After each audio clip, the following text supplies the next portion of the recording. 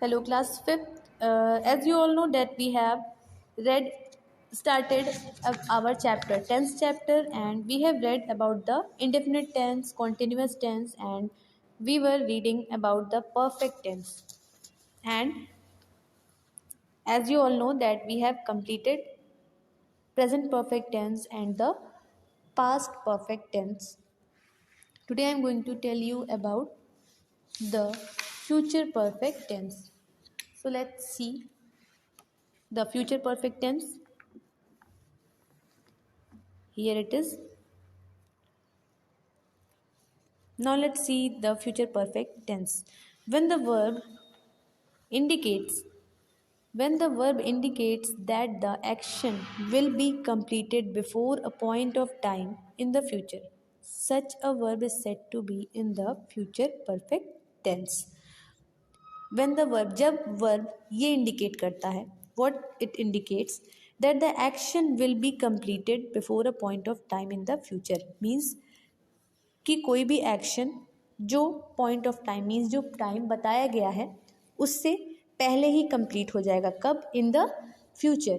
Future में means भविष्य काल में आपका जो वर्क है, एक्शन है, वो कंप्लीट हो जाएगा. जो टाइम बताया गया है उससे पहले ही उस तरह के वर्ब्स को हम क्या कहते हैं? फ्यूचर परफेक्ट टेंस कहते हैं. Okay, it indicates that the action will be finished before another action in the future. और वो ये बताता है कि कोई भी एक्शन जो दूसरा एक्शन है उससे पहले ही फिनिश हो जाएगा. Okay, it is known as the future perfect tense. In short you can say that कि वो वर्ब्स जो किसी भी एक्शन के कंप्लीट होने की बात मीन्स कंप्लीट होना दर्शाते हैं. ठीक है, before the point of time, जो टाइम बताया गया है उससे पहले. इन द फ्यूचर मीन्स भविष्य में वो काम टाइम से पहले कंप्लीट हो जाएगा. ठीक है, उस तरह के वर्ड्स को हम क्या कहते हैं? फ्यूचर परफेक्ट टेंस कहते हैं. Like it indicates that the action will be finished before another action in the future. और जो वो एक्शन है वो दूसरे एक्शन से पहले ही फिनिश हो जाएगा. Okay, in the future means भविष्य. Okay, now let's see the formation of the sentences. First of all we will see the affirmative sentence. affirmative sentence को हम कैसे बनाते हैं, कैसे हम राइट करते हैं, let's see. So while making the affirmative sentence, first of all we write the subject as we do in other tenses also, like this, like that only. First of all we will write the subject, then the first action plus will shall, subject plus first action plus will shall, then have plus past participle means the third form of verb. the third form of verb को हम past participle कहते हैं. ये आप लोगों ने पहले भी पढ़ा है. ठीक है, सो हम वर्ब के थर्ड फॉर्म का यूज़ करते हैं. After that we write the object, then we write the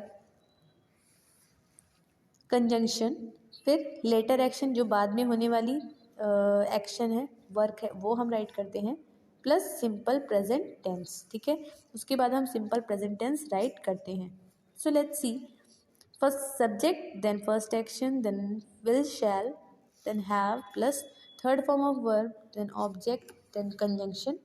after that the later action. Later action means होता है जो बाद में होने वाला एक्शन है, वर्क है, उसे हम लेटर एक्शन कहते हैं, plus simple present tense. Now let's C.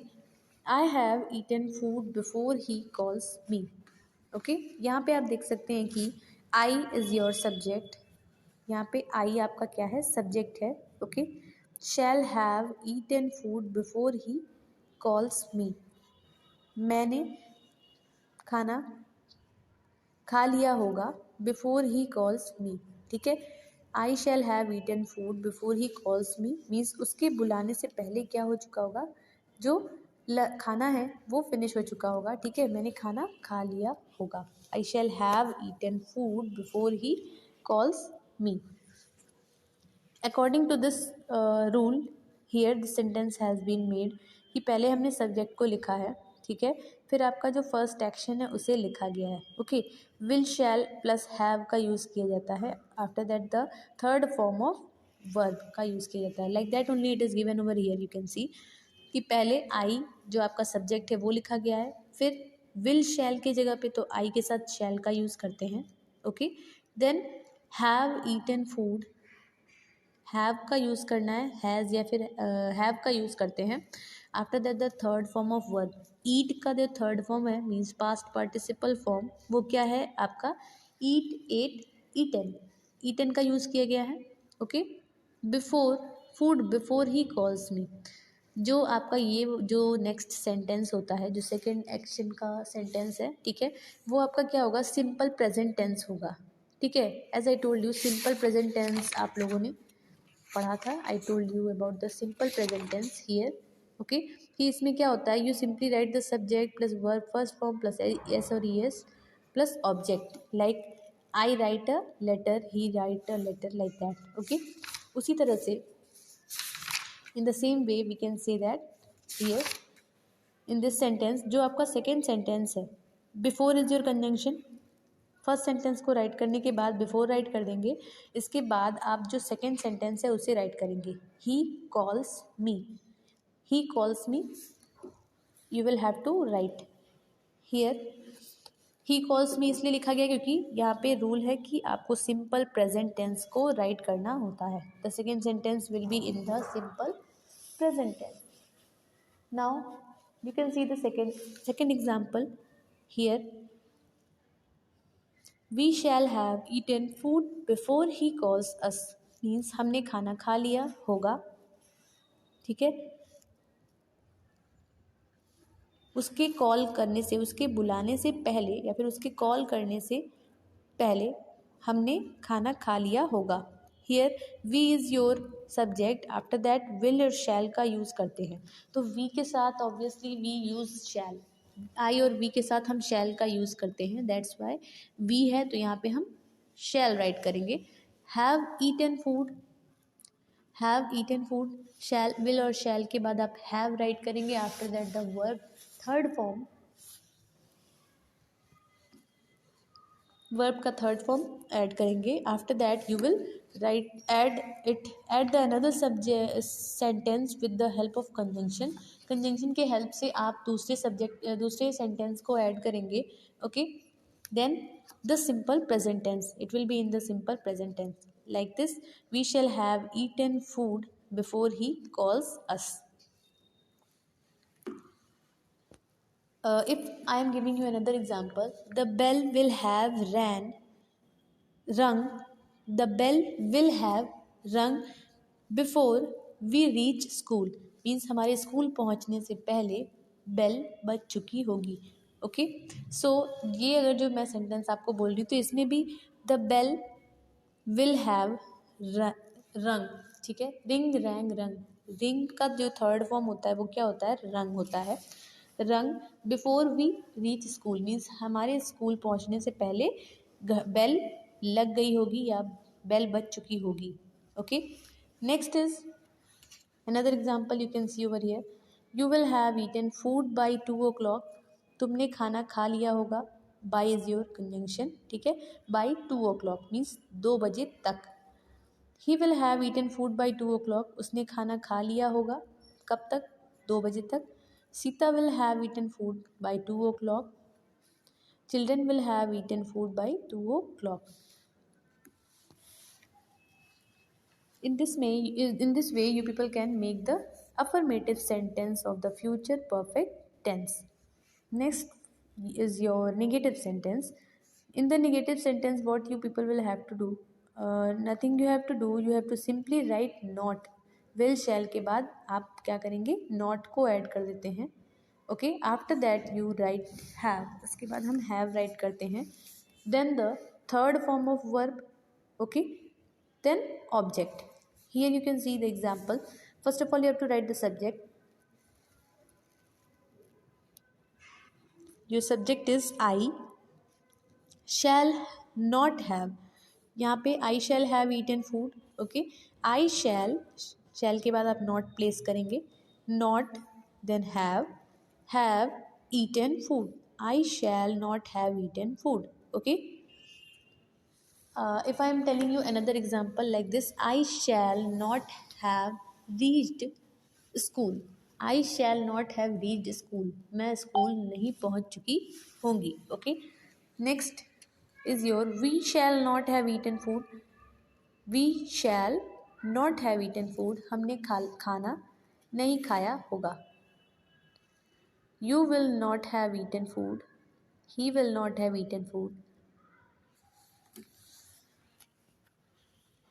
Sita will not have eaten food.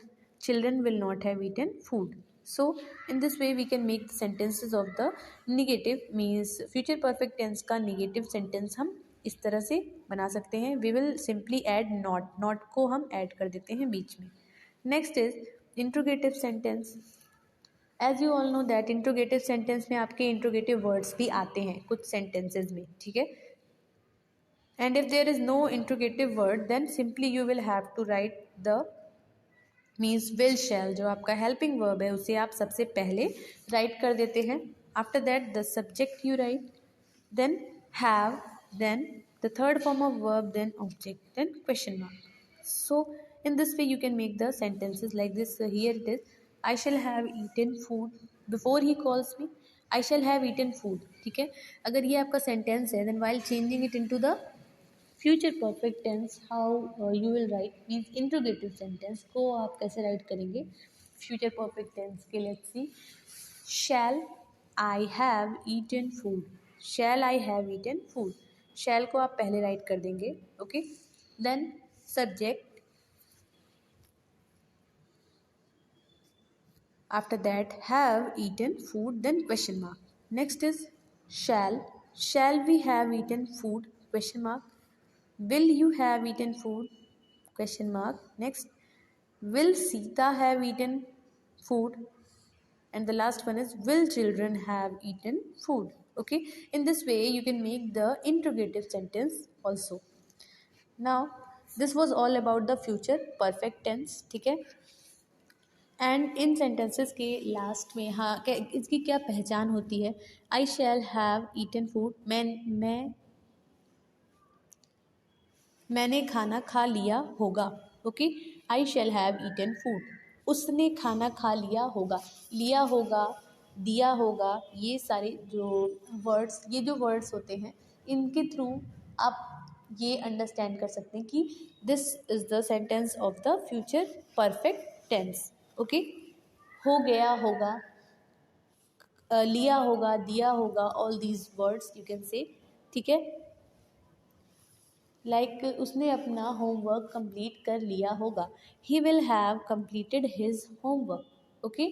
And if you are adding another sentence, दूसरा सेंटेंस अगर आप ऐड कर रहे हैं तो he will have completed his homework before और by 2 o'clock or by 6 o'clock. You can write like this. Okay. So this was all about the future perfect tense. Next one is here our next one is you can say present perfect continuous tense. Now what is the present perfect continuous tense? We have read about the perfect tense and this is the present perfect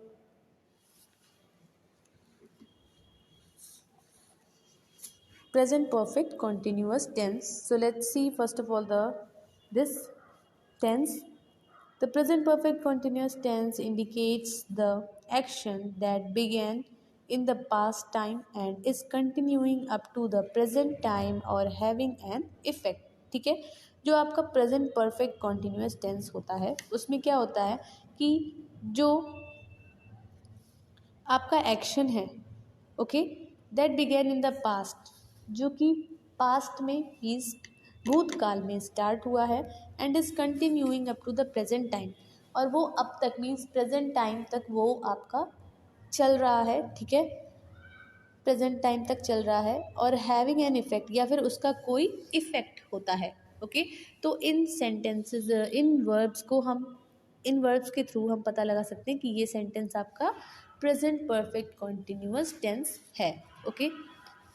like perfect tense में आपने ये पढ़ा कि perfect tense में आपका जो work है वो कंप्लीट हो चुका होता है, फ्यूचर टेंस की बात की गई, ठीक है, means your work has been completed ये बताया जाता है, ठीक है।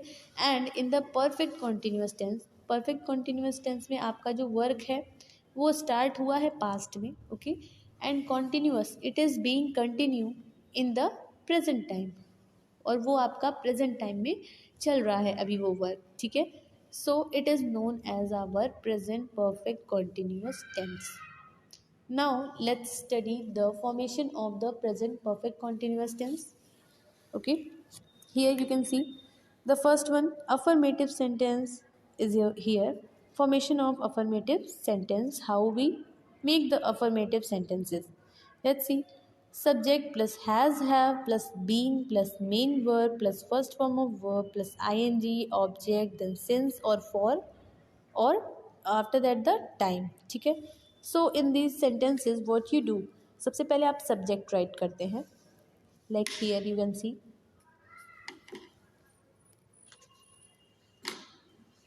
आई have been living in this house for 5 years, ठीक है।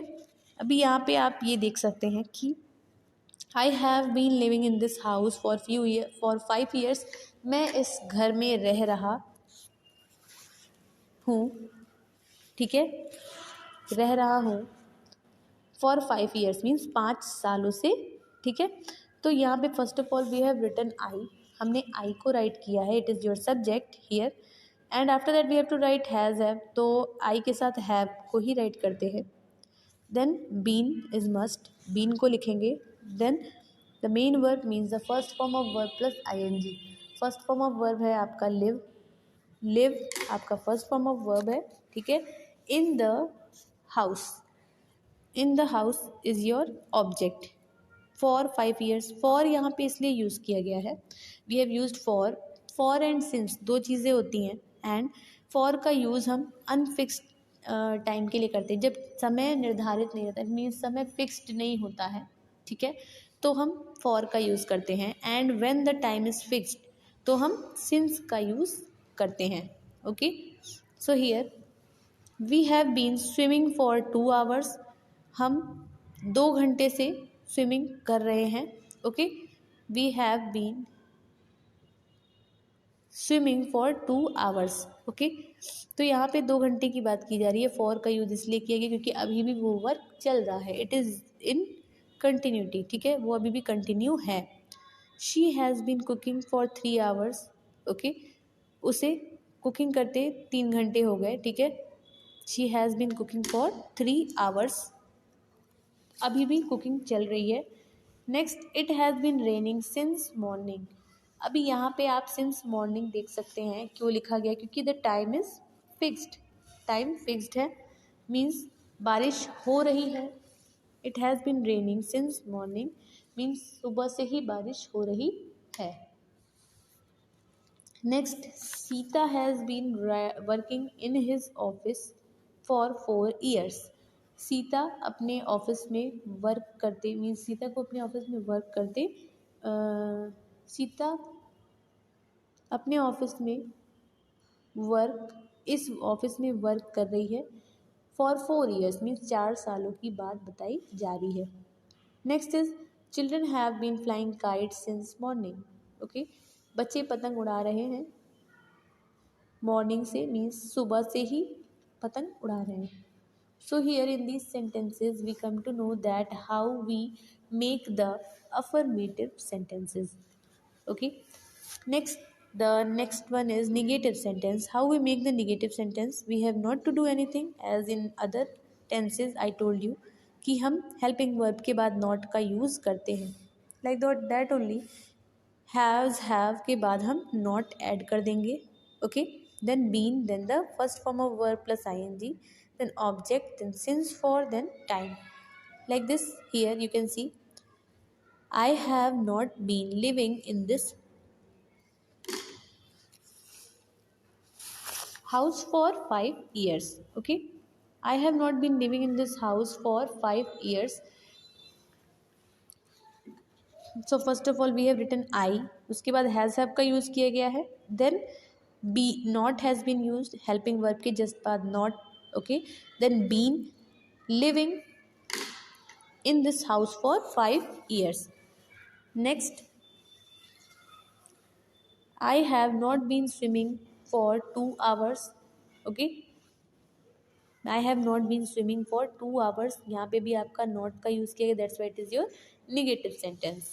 Third one, she has not been cooking food for 3 hours. Okay,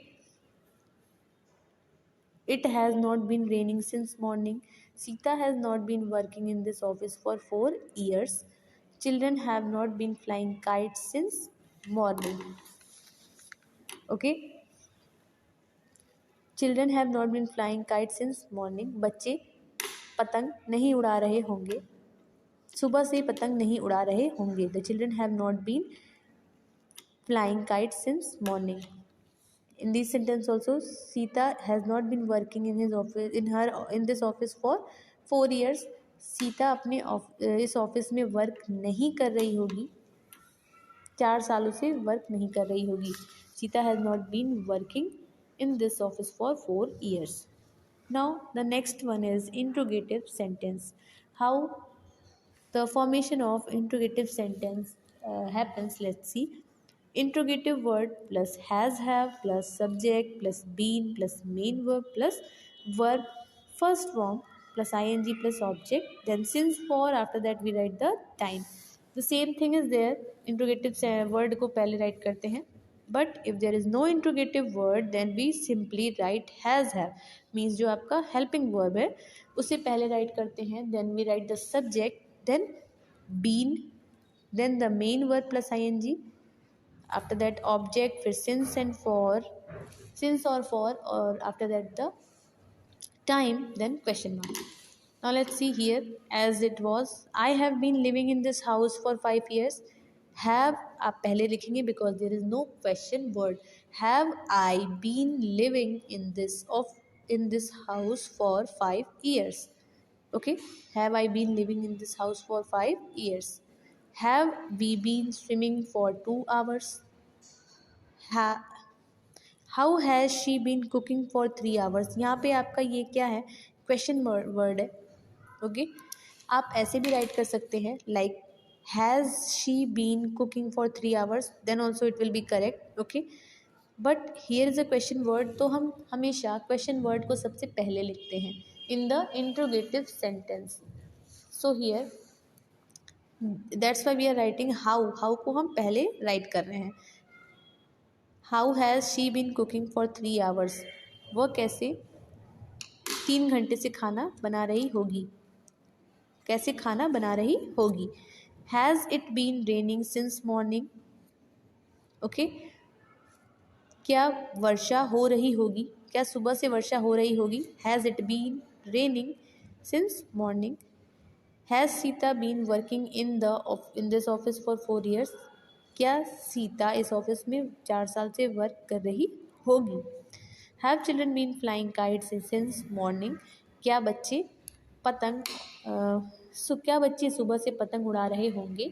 has children been flying kites since morning. Okay, in this way we can make the present perfect continuous tense, the affirmative, negative and the interrogative sentences.